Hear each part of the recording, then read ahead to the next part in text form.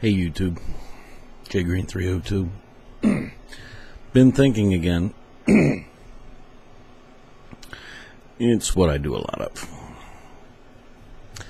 We're going to call this one Shit Hits the Fan Tactical Comms.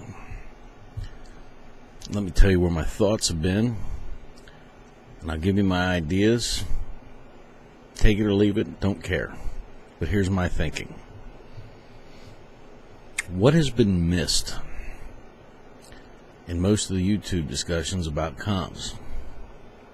Well, if you go look at most of those posts where everybody's kind of going through their gear, there's some common things. You'll see everybody's got the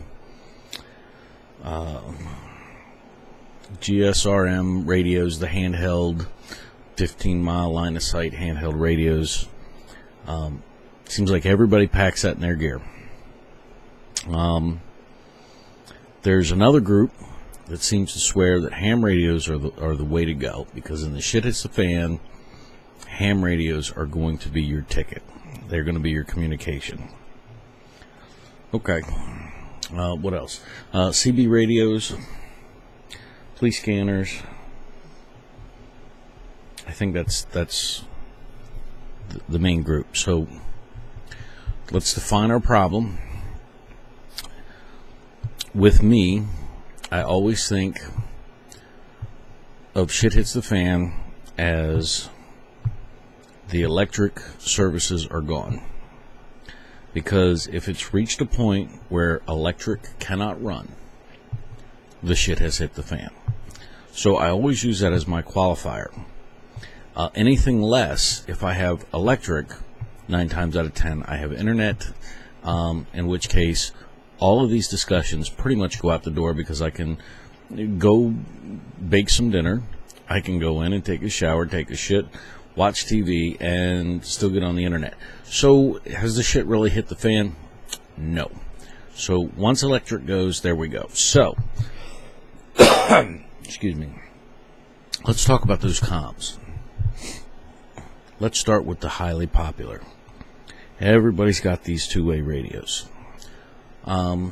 Pros.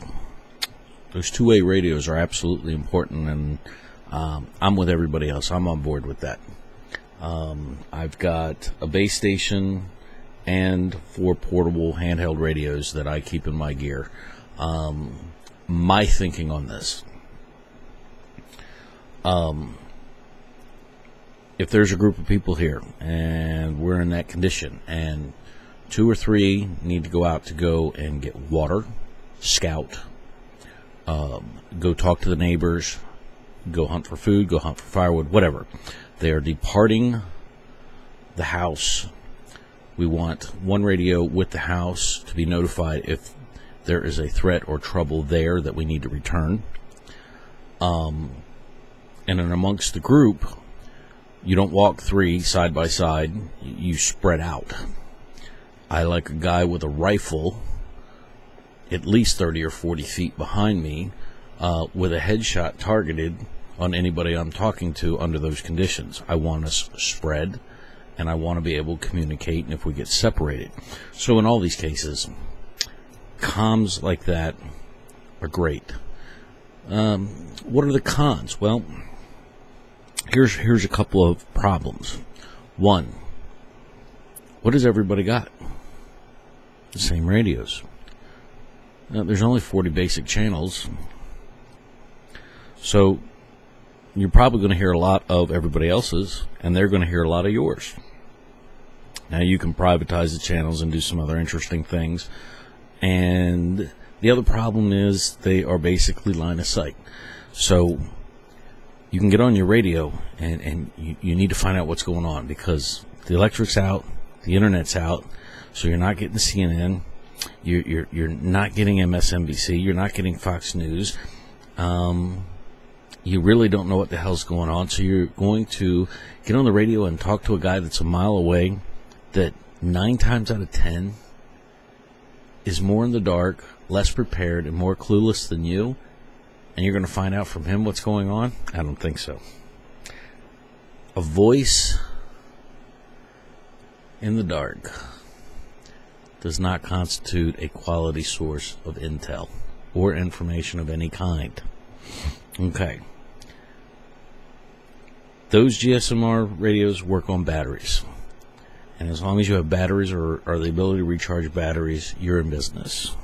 So let's switch now to that ham group. Ham radios. Ham radios they're a whole different set of gear. They usually have towers. You have to get an FCC license to get a call sign. You have to invest in a lot of gear. You'd better have a battery bank for power to power them, and I'm sure that they are power consumers. And you're going to be talking to a whole bunch of guys that all have ham radios. And if you're on the East Coast talking to a guy in Cincinnati, is the information you're going to get really that good? Does it help you? I guess maybe if you find out that Cincinnati's not in the deep shit you are and it's just centralized to the East Coast, I guess that's good. But you still need to survive in the East Coast. So I just, the cost, the equipment, the time, the ability to run that equipment under those conditions, I just don't see it. So, CB radios. Every truck driver has one. There are a lot of them out there. So, probability is that CB radios are going to be in use. And since you can pick one up for about $40, it's an option. Again, they are limited in range. I think the maximum you can do is 4 watts. That translates to 4 miles, approximately. Again, you are limited in distance. So the intel that you get is going to be limited.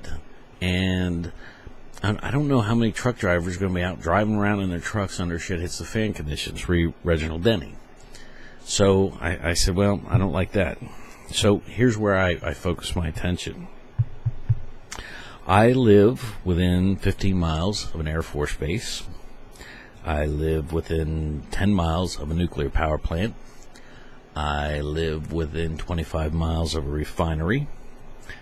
And I've got all the normal cops and fire and all that. So let's talk about those police scanners. Police scanners, fire department, EMS, and all the other frequencies, including the Air Force Base's tower, landing and takeoff control, and command and operations. Now we're cooking with gas. This is what I want to monitor. You want to know where the police are responding. You want to hear what the cops are sitting there babbling to each other about.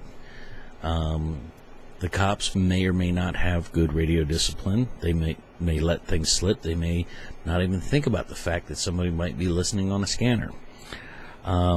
Let's say they do have good discipline. The EMS and fire department folks probably will not have good discipline. So sooner or later somebody is going to say enough to where you can start painting a picture. If you know your area and you hear the reports and the locations, you can really mentally, or if you need to, take a map, sit down and start paying attention. You can see where your hot spots are. This is where are your trouble areas? Where are gangs moving? Where are there concentrated pockets of problems? Where are the police responding to? All this. So this all makes good sense. Okay. What aren't they talking about? Are you ready, folks? Here's the gem. You go and you have your handheld police scanner. And you've got that baby sit there, and you're one of two people. You either got a police scanner and you haven't really played with it, or you're somebody who really likes to play with police scanners. So, to the folks that don't play with scanners, it doesn't just walk through frequencies and start reporting all kinds of crap to you. You have to go look for the frequencies and program them in. And if you are not familiar with how to do this, once the electric goes off, your scanner is a bookend. If you don't know how to play with your gear and you haven't taken the time your gear is going to be useless. And if you are somebody that has grown up with scanners or used to scanners or, have gotten into them just to kind of keep track of what the fire department, the police in your area are doing, you understand that you have to plug these things in. Now, here comes the gem. There's analog and digital. Most of you, I won't say all, most of you have analog scanners. Guess what the police are using? Guess what the military is using? Digital. And if you don't if you don't have a digital scanner, you are standing out the airport waiting for your ship to come in. You are just a day late and $1 short, and you ain't no damn help. You're going to want a digital scanner. It costs just doubled or tripled to get one. And you're going to want to make sure that you use it. You want to sit there and be able to listen to the police. You want to have all that set up long before any of this crap goes out. Now, as I mentioned, I've got a military facility within range I could be listening to. The military's not stupid. So what I want to do is I want to listen to the military, and I want to hear their day-to-day normal bullshit traffic. And when it goes silent on the military channels, I know some shit is about to go on, because the military's not stupid. They are not interested in everybody being plugged into their communications, and they're not going to let that happen. So when they go quiet, well, it's on, like Donkey Kong, as they say. Digital. Bet you didn't see that one coming. Bet half of you are going to go, oh crap, if he's right, let me go check. Oh shit, it's analog. Most police departments have gone to digital group IDs. And you have to have digital equipment to monitor it. And the police are going to be the ones that are responding to the areas, locations, addresses, you name it, the best information to find out what is going on in your immediate area and in your town and in the town right next to you, and where are the fires burning, where are the looters, where, you can imagine the cop reporting in, Jesus Christ, I've got 3,000 in a gang, and there's me and Dave. We're backing up, and we're getting the hell out of here. We're going to need a lot of help. And we're at such and such. We need backup. Boy, wouldn't that be great to know? If you've got an analog scanner, you're never going to hear it. I thought that little discussion on comms might be something that everybody should think about, because you know what? Bob down the street with his handheld radio and his wife and his 2 kids, confused as hell, is going to be going, dude, do you have any idea what the hell's going on? Thanks, Bob. Please get off my radio. I don't care what Bob thinks, and I don't care what his opinion is, and I don't care how scared he is. What I need is intel. And the only way you're going to get intel is with a digital scanner. You're going to need a digital scanner. And then the question becomes 1 or 2, one for mobile, one for base station. I don't know. But that digital part is awfully important. Thought this might be worth posting a video about. Thanks for listening. Talk at you.